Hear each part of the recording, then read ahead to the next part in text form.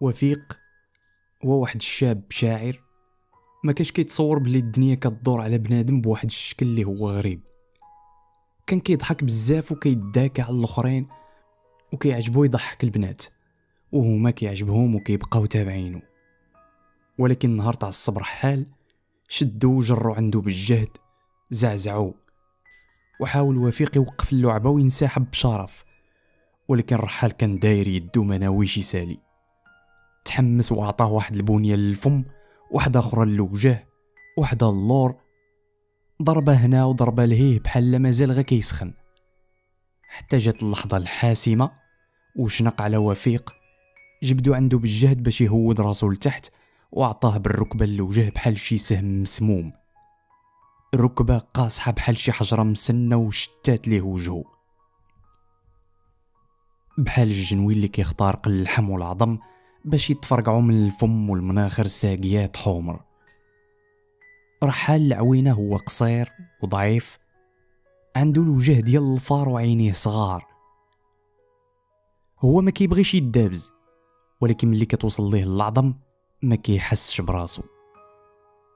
من داك النهار ملي كان صغير، ملي فكر خالد بالطوط يغفلو ويجرو من رجليه الارض، استغل الرحال الهوده اللي دار خالد ونفذ الخطه ديالو الجهنميه. شد الراس ديال خالد لتحت بالجهد ورفع الركبه ديالو بالزربه باش يغرزها في وجهه وطرد الدم. نفس التقنيه ونفس الدقه اللي كيخلي بها الخصم ديالو يهود وجهه لتحت باش يعطيه بالركبه للوجه. هكا ولا رحال كيحسم في المعارك ديالو لسنوات طويله. الضربه القاضيه ديالو ديما عندها نفس المصدر، الركبه اللي كتغفل الوجه بالضبط. رحال ما كيبغيش يتضارب، ولكن ملي كيتضارب كيحسن في المضاربه ديالو. خالد بالطوط مثلا كان كيصدعو بزاف في المدرسه، كيتعدى عليه غير هكاك بلا حتى شي سبب. هو ما كان كيقرا معاه في القسم وماشي جارو في الدرب، وما كانش كينافسو على شي وحده من البنات ديال المدرسه، حيت اصلا رحال ما كيعجبش البنات. هو ما كانش عنده شي صاحبه في القسم ولا في المدرسه كلها. اللي وقع هو انه واحد المره خالد كان كيضحك مع اصحابه وقشع رحال دايز. وقفوا خالد وبقى كيهضر معاه بحال اللي كيهضر مع شي قرد ديال ساحه جامع الفنا. طلب منه يقلد المشيه ديال المدير. رحال بقى غير كيشوف، ما عجبوش الحال وكمل الطريق ديالو. وتبع له خالد الصبع وقال لصحابو شوفوا قلتها لكم، وطردقوا صحابو بالضحك. شنو غيكون قال لهم باش يضحكوا بهذا الشكل كاع؟ كي دايره هاد النكته اللي قتلاتهم بالضحك؟ واش هضر لهم على القرد اللي لابس الطابليه ديال المدرسه باش يتخبى في الشكل ديال التلميذ؟ حتى واحد ما تطوع باش يشرح له. واحد المره كان رحال واقف عند الباب ديال المطعم في المدرسه، كان كيستنى حقه من العدس البنين واللي عمرو ما كلا بحالو لا في الدار ولا في المطاعم الشعبيه ديال عيني الطي. جا عنده خالد وكانوا معاه 4 التلميذات وهما الزوينين في ديك المدرسه. دار دوره في الهواء بطريقه بهلوانيه، وحنا على ركبته اليمنيه بحال شي مهرج ديال السيرك كيحيي صحاباته بطريقه مسرحيه ووجه صبعو الرحال. واش ماشي قلت لكم وكيعجبوا العدس من الفوق؟ وطردقوا البنات بالضحك. رحال تمنى لو تنشق الارض وتسرطو، ومره اخرى لقى راسو بعاد من تما كيجري للدار، كيجري بحال تابعه حومه ديال الناس. تو والعدس نسى الوجبه ديال العدس البنينه، سمح في حقه من الطون والفرماج وشنتيفات ديال اللحم الجاموس الغليظه اللي ما كتبغيش تمضغ.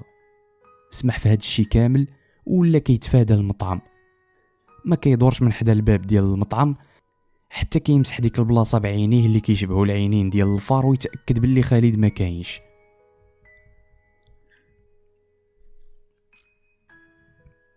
وفيق الضرعي هو شاعر شاب معروف، نقي واخا كيلبس عادي، ديما ماشط شعرو مزيان، عنده شويه ديال الموهبه، ولكن هو كيتصور راسو النجم هداه الله للامه في الليله ديالها الشعريه. الزين اللي عطاه الله في وجهه خلى بزاف ديال البنات يبغيوه. داكشي علاش جا رحال يحضر في الامسيه ديالو، ماشي حيت عزيز عليه هو ولا كيعجبو الشعر ديالو، جا غير حيت غيكونوا البنات بحال ديما في الامسيات ديالو، وهذا الشيء غيخلي رحال ينعم شويه بالقرب للجنس الناعم. وفيق شاعر قصيده نثريه، والبنات اللي كيجيو للامسيات ديالو ما عندهم لا مع الشعر وما كيفهموش في البحور ديالو، ولكن كيحضروا باش يتقربوا من موافق. المقدمه ديال الحفل اللي غتسير الحفل اللي احتضنته دار الثقافه في رياض العروس، هي صحافيه اذاعيه معروفه في المدينه، قدمات وفيق على انه رامبو ديال العصر ديالو. ووفيق كان متيق ديك المجامله، وبدا كيلقي القصيده ديالو بطريقه كيعتبروها صحاباتو مبهره. اما رحال فجاتو ديك القصيده مخنثه وهو كيتلوى ويتعوج فيها وعامره بالعهر. رحال ما كيعتبرش راسو ناقد ادبي، ولكن هو مجاز في الادب العربي تخصص ادب قديم، كيفهم في الموضوع ديال القوافي والاستعارات. وفي الحقيقه كاين شي امور زوينه في الشعر ديال وفيق، استعارات في بلاصتها شي مرات، صور زوينه، تاملات ذكيه، ولكن ملي كيلقيها بداك التعواج اللي كيعجب البنات كيتخيلوا رحال بحال كان كيتلوى في شي مشهد ديال ستيبتيز اللي هو نوع ديال الرقص الهدف ديالو يثير الغرائز الجنسيه. هادشي علاش كان رحال ديما كيشوف وفيق بحال شي عاهره. ولكن على كل حال مور ما قراها ما كان على رحال سوى يصفق حتى هو بحال الاخرين، واخا ماشي بنفس الحراره اللي صفقوا بها البنات، ولكن صفق مجامله. وملي بدا النقاش كثروا التعليقات ديال المعجبات، وحس رحال بالاهانه. كاع الملاحظات كانوا خارج الموضوع، هضره بلا معنى من بنات تافهات ما لقاوش اللي يشرح لهم بلي ما كاينش شي قانون كيمنعهم ينتقدوا الشاعر ديالهم الزوين، وما عندهمش الحق يخشيوني فيهم في حاجه ما كيفهموهاش. رحال تخصص ادب عربي وما تجرأش يتدخل، قلعوا له القلب بقوه تبلحيس. رحال ما كيزعمش، خواف في العمق ديالو، عمرو ما تدخل في شي محفل ولا جرب يهضر في شي مجمع فيه اكثر من 3 د الناس، ولكن ما حسش لقى راسو رافع صبعو لاول مره في حياته كيطلب الكلمه. ما رفعش صبعو بمره، يدو كانت متردده، صبعو كيرجف، كيرفعو شويه وكيهودو، ولكن قشعاتو ديك الصحفيه اللي كانت كتسير الامسيه. قالت له الاخ اللي اللور تفضل، ودارت عند وفيق كضحك قالت له باش ما يحتكروش النقاش غير البنات. رحال جمد ليه الدم في عروقو، تصنم ولا بحال الفزاعه ديال العواد يابسين خانها البرد.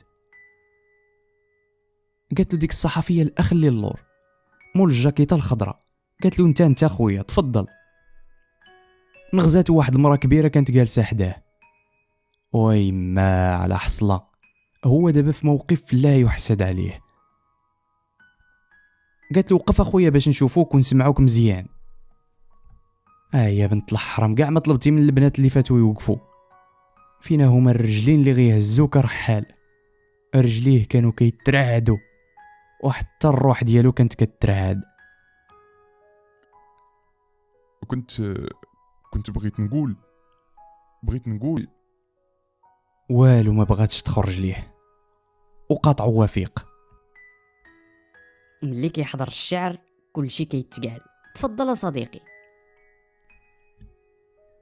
رحال شداتو الطياره، كان غيطيح على الكرسي، حس باللي وفيق كيزيد يحاصرو، كيحرجو قدام صحاباتو، وهو كيلهبيل ما عارف شنو يقول ولا كيفاش يقول.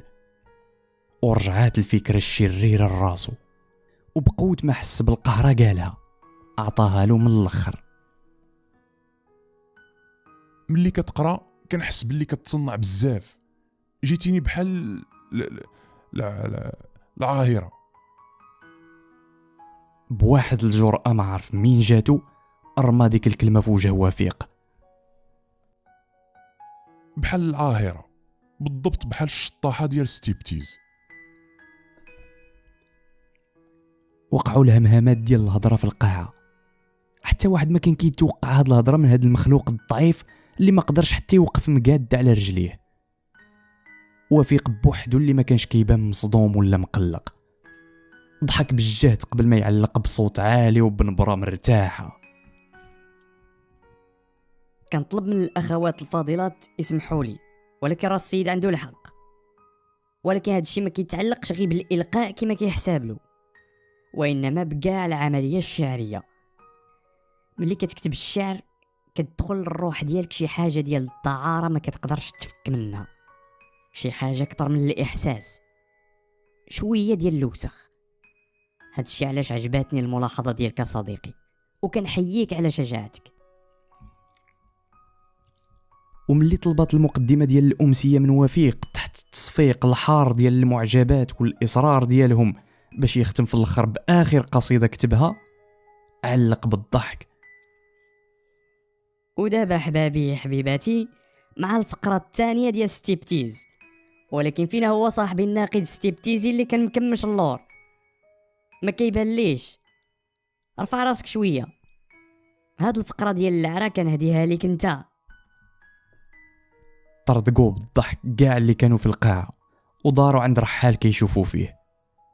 ما حملش راسو ديك الساعه، تمنى لو تخسف به الارض، لو كان غير ما جاش، لو كان غير ما رفعش صباعو.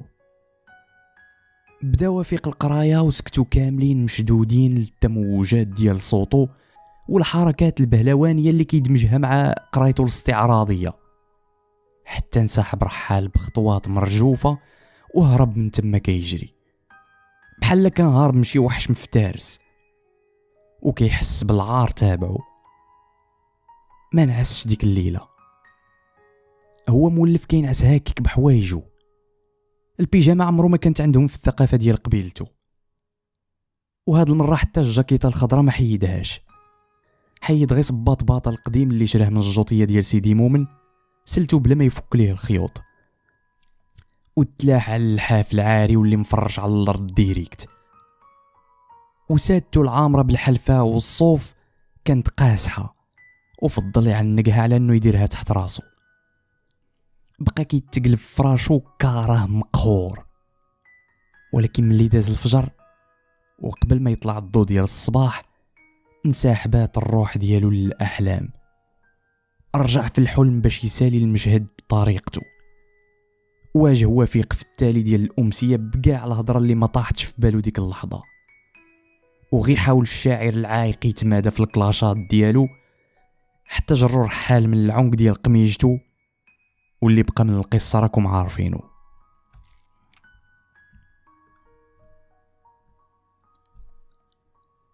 رحال كان كيبرد غدايدو مع الخصوم غير في الاحلام ملي كانت عنده 10 سنين.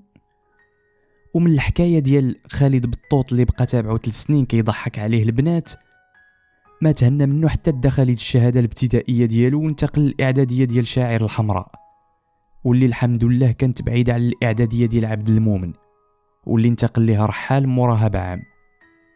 من داك الوقت وهو كيصفي حسابه غير في الحلم، كيرد الضربه مدوبله للخصوم ديالو وبنفس الضربه السريعه اللي كيطلقها بالركبه. واخا كانوا ركابيه كيخونوه وكيبقاو يرجفوا به في شي مواقف، شحال من مره سخف قدام الزملاء ديالو في القسم حيت طلب منه الاستاذ ينوض للسبوره. ولكن نفس الركابي اللي كيرجفوا من الخوف في الواقع كتولي اللي منيه منها حديده في الاحلام. رحال ما كانش فاهم علاش كيشبهوه شي وحدين بالقرد، وما عارفش علاش كينعتوه الاخرين بالفار. ما كاينش كيحمل هاد الاوصاف، وغالبا كيعتبرها سبان، ولكن ما كيتاثرش بيها حيت هو مقتنع مع راسو باللي هادو جاهلين وما قادينش يميزوا. رحال كيحس براسو قريب من السنجاب اكثر من اي حيوان اخر، واي هضره على القرد ولا الفار ولا حتى الجرانه كما قالت له واحد المره جارتهم العاقصه كيدل على ضعف الملاحظه بالعين اللي كتعرف تقارن بين الملامح ديال البشر واقرب حيوان ليها. يقدر يكون الفار والسنجاب من نفس الفئه ديال القوارض، ولكن السنجاب عمره ما كان من الفأريات، هو ولد عائله شانها عالي عليهم. خليك من الشويل ديال الفار متين وطويل، اما الديال ديال السنجاب فمشعر. ولكن الفرق اللي هو مهم كاين في الاخلاق والسلوك والطريقه ديال العيش، وهو اللي كيأثر بدون شعور على السلوك ديال بنادم اللي كيشبهو. مثلا تما واحد النوع ديال السناجب اللي كيطيروا، واش الفيران كيطيروا؟ وتما بزاف ديال الفرق، بحال الحاسه ديال الشم والذاكره القويه. الفيران عمرو ما حلموا بالذاكره ديال السنجاب ما يمكنش ينسى فين خبى اللوز واحد النهار، ورحال عنده الشم بحال السنجاب والذاكره ديالو قويه. واحد المره هضر معاه الاستاذ ديال التاريخ والجغرافيا في الثانويه، قال له عندك العقل ديال الفيل هذاك الفار، ورد عليه رحال عندي العقل ديال السنجاب. نعمس. هكا رحال عطى بالراسو سنجاب ماشي فار، وكان ديما كيلقى للناس اللي قدامه الشبيه ديالهم من الحيوانات. وملي كيتعرف على داك بنادم وكيعرفو كيفاش كيفكر ويتصرف، كيتاكد من الحكم ديالو، وإلا لقى راسو غلط كيختار له شي حيوان اخر غالبا كيكون من نفس الفصيله اللي اختارها في الاول. هذا ماشي علم كيتقرا في الجامعات، وانما هي موهبه ربانيه خلات رحال من صغرو يقلب في وجوه صحابو في القرايه وجيرانو في الحومه، كيقلب على الحيوان اللي كيشبه كل واحد. هكا رجع البشر للحيوانيه ديالهم الاصليه في العقل والخيال ديال رحال. هاد الشيء علاش نهار التحق بالحلقات ديال اوطي من الاتحاد الوطني لطلبه المغرب اللي كانت كتوقع في الساحه ديال كليه الاداب في الجامعه ديال مراكش، هو ما كانش كيفرق بين المتدخلين في الشكل حسب الانتماء ديالهم الفصائلي كما كيديروا كاملين. هذا ديال النهج الديمقراطي القاعدي، هذاك ديال حزب الطليعه، هذه ديال منظمه العمل الديمقراطي، وهذيك ديال الاتحاد الاشتراكي ولا حزب التقدم والاشتراكيه. لا ماشي هكا. رحال ما كيفهمش في اصطفاف الحزبي والولاء الايديولوجي، كان كيمشي ديريكت للصميم، كيحكر في الشكل ديال الجسم، العلاقه ديال العين بالحاجب، الحجم ديال الفم ضاير ولا ما ضايرش، التقابي ديال المناخر والحجم ديالهم، البلاصه اللي جا فيها النيف وسط الحناك. هذه هي التفاصيل اللي كتهم رحال، وكيتبعوها الخصائص الجوهريه اللي كتربط بين اللي كيهضر والحيوان ديالو اللي كيتخبى فيه. الحركات والسكنات، النظرات، الضحكه، كيفاش واقف وكيفاش كيهضر، الحركه ديال اليدين، التقطيبه ديال الحجبان، السرعه ديال التنفس، وزيد في التالي الاسلوب والمنطق ديال الخطاب. هكا كان رحال كيتشوق للمداخله ديال الرفيق احمد الضبع ملي كتستفزو بزاف المداخلات ديال عتيقه البقره. عتيقه بدويه من احواز ديال مراكش، ثوريه بالفطره، ظريفه بزاف. رحال كان كيحسد الرفاق ديالها في الفصيل على الحنان الكتير اللي كتعاملهم به، كتصرف معاهم بحال امهم. الجسم ديالها الصحيح ووجهها المتفتح والزوين كيدل على انها ذكيه، وعينيها كبار وواسعين.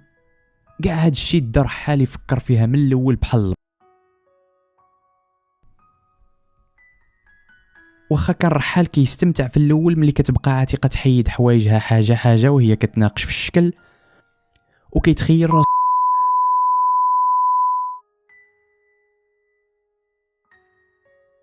ولكن هو كان كيسالي دغيا وكيحيد الجنابه ويستغفر الله 99 على اللي دار، وهي مازال كتهضر في الحلقه بشكل ممل، وكتبان رحال مرمساله بحال شي بقره خامله كتجر وتعاود تجر بلا ما تستافد من اللي كتجرو شعير ولا قمح. احمد الضبع كان سيريو بزاف، ووفي المبادئ الاتحاد الوطني لطلبه المغرب اكثر من الرفاق ديالو الاخرين اللي كيدعيو داك الشيء. ولكن رحال ما كانش كيفهم علاش كيوقفوا عزيز السلوقي بزاف، كيوقفوا بزاف ديال نقاط النظام كل ما تعمق في النقاش. رحال كان كيرتاح بزاف للمداخلات ديال الرفيق احمد الضبع، كيرتاح ليهم بسبب الاهميه ديال المعطيات اللي كيقولها في كل مداخله. المداخلات ديالو ما كانتش انشائيه ولا شعاراتيه وصافي، وانما ديما كيجيب فيها الجديد، وزيد على هذا الشيء الصوت البري اللي كيدخل للقلب قبل العقل كيدعم الحجه ديال مولاه. صوت مجروح ملي كيرفعو شويه كيوصل لمستوى بين العويل والعواء. ورحال كيفرح للمداخلات ديال الرفيق حمد بسبب المقولات ديال الراحلين الكبار اللي كيجبدهم بحال ماركس ولينين وإنجلز وماو تسي تونغ والشهيدين مهدي عامل والمهدي بن بركه. وهو اللي كيوافق بزاف حسب النظريه ديال الرحال العوينه الغريزه ديال الضبع في انه ينبش القبور. وفي المقابل كان كيحتقر عزيز وما كيحملش نقط النظام اللي كيدير، ولكن السلوكي في عين مو سبع. واحد المره سمعوا بالصدفه كيهضر مع شي طلبه جداد على الاهميه ديال نقطه نظام وكيفاش كيفضل نقطه نظام على المداخلات الطويله واللي كتبقى تتعاود. فهادي عنده الحق، ولكن شكون يقولها للبقره؟ نقطه نظام عند عزيز يقدر تهدم في دقيقه كاع داكشي اللي بناه المتدخل في ساعه، ويقدر تبدل المجرى ديال النقاش كامل. داكشي علاش كيفضل عزيز نقاط النظام الحاسمه على التضييع ديال الوقت في المداخلات. ولكن رحال اللي عنده خبره في الطبايع ديال الحيوانات كيعرف باللي السلوكي كيبقى سلوكي شحال ما كبر ليه الراس. كاع الحيوانات ديال الدنيا كيصيدوا راسهم، من غير السلوكي كيصيد المولاه وكيعطيه في التالي داكشي اللي ضايع في الفريسه. هكا كان عزيز في الاول كان كيدبر المسيرين بنقط نظام ما كتساليش للصالح ديال فصيل التقدم والاشتراكيه. ولكن ملي ما تباه الصيف اللي فات بدا الموسم النضالي الجديد بنظره مختلفه للعالم مور ما جرب المراره ديال اليوتم. اكتشف باللي الدنيا ما دايماش وكل من عليها فان. هكا فاجئ السلوكي كلشي وهو كيسجل نقط نظام ديالو هاد المره للصالح ديال طلبه العدل والاحسان، مخدم البراعه ديالو في التعقيب تحت الاشاره ديال الفصيل الاسلامي. رحال ما كانش كيمشي للحلقات ديال النقاش في الساحه ديال كليه الاداب حيت كيبغي السياسه ولا باش يناضل، والدليل هو انه دوز 3 سنين في الكليه بلا ما يقرب لدوك الحلقات، وكان كيتفادى الطرقان اللي كدير الساحه اللي كيوقعوا فيها دوك الاشكال. ولكن نهار طردوه من القرايه حيت ما قدرش يفاليدي السوميستر الاول ديال شعبة التاريخ والجغرافيا في 3 سنين، ما كان عليه سوى يقدم الملف ديالو للطلبه اللي في اللجنه ديال الحوار واللي بداو الموسم بمعركه نضاليه كبيره باش يرجعوا المطرودين للقرايه. ومن زهر الرحال كانت الرفيقه عتيقه البقره والاخ عبد الغفور السحليه على راس اللائحه مور ما توحدوا في النضال الطلابي. ما قدروش للمره الثالثه يفاليديو الامتحانات ديال دوزيام سوميستر ادب فرنسي بالنسبه لعتيقه وتروازيام سوميستر ادب انجليزي بالنسبه لعبد الغفور. الاسماء المعروفه اللي كانوا في اللائحه ديال المطرودين خلى الرفاق من كاع الفصائل والاخوان من كاع الجماعات يديروا يد في يد باش ينجحوا المعركه المصيريه. هكا هدوا بوقفه رمزيه قدام العماده وما استجباتش ليهم الاداره ونفذوا التهديد ديالهم. قرروا يوقفوا القرايه في الكليه نهار كامل تضامنا مع المطرودين ويحسوا الطلبه بالعداله ديال هذه القضيه اللي كتدخل في اطار الاجهاز الممنهج للمخزن على حق ولاد الشعب المقدس في التعليم. ما استجباتش ليهم الاداره مره اخرى وقرروا يصعدوا. البقره والسحليه عنصران اساسيان ما كيكملوش الحلقات بلا بهم وما كيحلاش النقاش في غيابهم. طلعوا الرفاق للجبل وتبعوهم الاخوان متضامنين وقاطعوا الدروس في الكليه بشكل مفتوح، ما غيرجعوا حتى يوليو المطرودين يقراو التهمه بلا قيد او شرط. هكا رجع رحال يبدا صفحه جديده من حياته الجامعيه.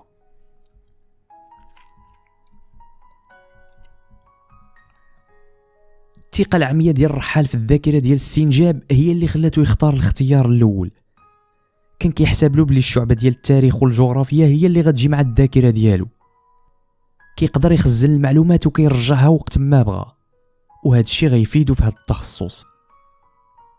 ولكن اكتشف بلي الجغرافيا ديال افريقيا والتاريخ ديال المغرب القديم مختلفين بزاف على المخابئ ديال اللوز اللي كيعقل عليهم السنجاب القرين ديالو. الذاكره ديال الرحال كتحفظ الخبارات والمعلومات الطريه، السماوات ديال الناس وشي مرات الالوان ديال حوايجهم اللي شافهم بها في اول مره. معلومات ما عندهاش قيمه يقدر يجبدوها في شي لقاء وينساوها، ولكن هو ما كينساهاش. يمكن عنده الذاكره ديال المخبرين ماشي ديال المؤرخين ولا الجغرافيين. ملي رجع للكليه مور المعركه ديال ارجاع المطرودين المشهوره، قرر يبدل الشعبه ويجرب حظه مع النحو والبلاغه والعروض والشعر والادب والمناهج النقديه في الشعبه ديال الادب العربي. واخا ولا في المرحله الجامعيه الجديده ما كيحضرش بزاف، ولكن قدم واحد المسار ناجح. كان قصد مسار عادي جدا، ولكن هو نجاح كبير بالنسبه للرحال اللي غيدي الاجازه في الادب العصري تخصص ادب قديم في 4 سنين. سنين عامره بالدروس والتحصيل سلاهم بحث على تاريخ الجاهليه والقبائل ديالها من المعلقات، تحت الاشراف ديال الاستاذ الفاضل بوشعيب المخلوفي.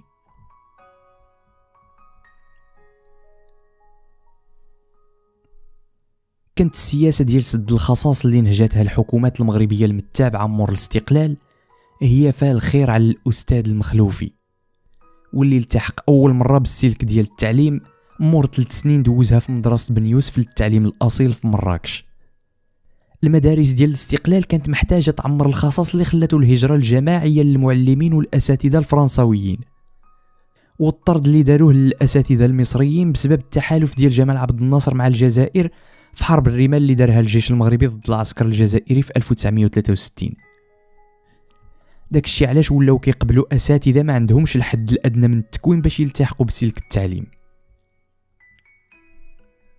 بوشعيب صحيح وراسو مفلطح، كان حافظ كتاب الله وألفية بن مالك ومختصر الشيخ خليل ومتن بن عاشر، حفظهم في المدرسة القرآنية الملحقة بضريح الولي الصالح سيد الزوين، واللي ما بعيدش على مراكش. جا للمدينة الحمراء باش يكمل القراية في المدرسة ديال بن يوسف. أمور ما دا الشهادة الإعدادية البروفي لقى راسو كيلبي النداء ديال الوطن والملك، وخرج يقري في نواحي ورزازات بواحد النمرة كان كيفتخر بها وكيبينها بمناسبة ولا بلا مناسبة. هو الدليل الكبير على اعتراف الدولة ديال الاستقلال به. وتم في ورزازات احتك هو البدوي ديال قبائل الرحامنة بخوتو الأمازيغ. الخدمة ديالو اعتبرها جزء من النضال اللي كان منخرط فيه الملك والشعب ضد الاستعمار والظاهر ديالو البربري. كان ديما ملي كيصلي بالناس في المسجد ديال الدوار في الوقت اللي كان فيه المعلم امتداد طبيعي للفقيه كيقرا اللطيف اللي رفعته الحركة الوطنية في فاس ضد الظاهر الاستعماري. اللهم يا لطيف نسألك اللطف فيما جرت به المقادير، اللهم لا تفرق بيننا وبين إخواننا البرابر. هاد الحيثيات ما كانوش عارفين هاد السكان ديال الدوار الأمازيغي، واخا هكا كانوا كيعاودوا مور بوشعيب كاع الأدعية ديالو وحامدين الله على نور العلم اللي جابيه هاد الفقيه الشاب للدوار، خصوصا ملي ولا بوشعيب كيصلي بالناس وكيفتي في امور الدين وكيحكم بيناتهم اللي كيتخاصموا شي وحدين. واخا المخزن كان كيخلصوا غير على التعليم ديالو للتلامذ، وحيت الله لا يضيع اجر من احسن عملا، بوشعيب لقى الفرصه في الهدوء ديال الدوار وتفرغ يوجد للشهاده ديال البكالوريا اللي دفع لها كمرشح حر وداها في نفس العام.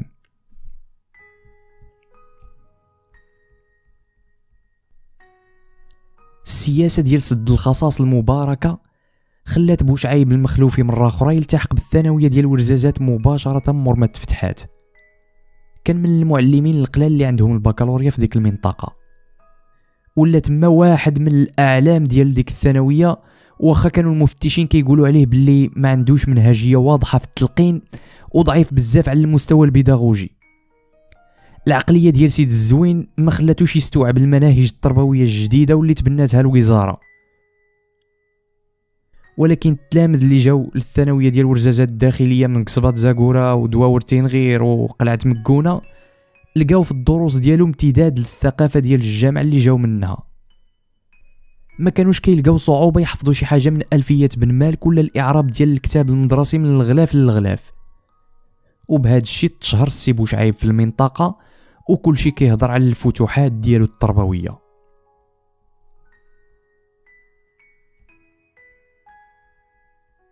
تزوج سي بوشعيب من زهور بنت خالو اللي ساكن في الرباط، وانتقل تما يقري في واحده من الثانويات ديال العاصمه. ولكن التلامذ ديال الرباط ما كانتش كتهمهم الالفيه ديال بن مالك ولا القواعد ديال الاعراب. بوشعيب جاه احباط كبير، ولكن غيعرف كيفاش يتخلص منه في الاخر. غسل اللي كانوا كيستهزئوا به وكيبانوا عليه بالثقافه ديالهم العتيقه، وكل نهار كيتباهوا قدامه بسماوات ماركس ولينين وبمراجع ما انزل الله بها من سلطان. ولكن رب نقمة في طيها نعمه. استغل بوشعيب هذه الوضعيه والتحق بكليه الاداب بجامعه محمد الخامس في الرباط، وكمل التكوين ديالو في شعبة الآداب العربي تخصص آداب قديم. وملي كانت الجامعة ديال الرباط كتغلي والطلبة اليساريين مسخنين الطرح بالمظاهرات والشعارات وكينظموا الصفوف ديالهم باش يكون مغرب جديد كيقلب اللي كيسميوه بمغرب القمع والتشريد، كان المخلوفي كيكمل قرايته عند أساتذة كبار كانوا كيشوفوا الخير في قلة قليلة من الطلبة اللي بقات. وخا كان الطرح سخون انضابط للدروس وتعمق في النحو والبلاغة والعروض والشعر القديم. وحيت إن يعلم الله في قلوبكم خيرا يؤتكم خيرا، دا بوشعيب الشهادة ديالو بميزة حسن، وقال لمرتو زهور دابا ملي دا الليسانس والله في مدينة الزنادقة ما بقى. هكا طلب الانتقال لمراكش ورجع للمدينة الحمراء في الأواسط ديال السبعينات. في 1978 تفتحت في مراكش جامعة عصرية بسميت واحد من 7 رجال، قاضي المالكية أبو الفضل عياض بن موسى بن عياض السبتي، صاحب الشفا بتعريف حقوق المصطفى وترتيب المدارك وتنوير المسالك لمعرفة أعلام مذهب مالك. ومرة أخرى لعبت سياسة سد الخصاص دور مهم في التحاق بوشعيب لكلية الأداب مراكش. اختاروا نخبة من الأساتذة ديال السلك الثاني المجازين ولحقوهم بالجامعة باش يسدوا الخصاص اللي كان على مستوى الأساتذة الجامعيين. هكا ولا بوشعيب كيقري النحو والبلاغة والعروض للطلبة ديال العام الأول في الكلية، وكيوجد رسالة دبلوم الدراسات العليا في الشعر الجاهلي. ومن ذاك النهار وهو مشغول في الرسالة ديالو وكيتفانى في تعليم الطلبة ديالو بنفس الأسلوب اللي كان كيقري به التلامذ ديال قصبة الجنوب في ورزازات.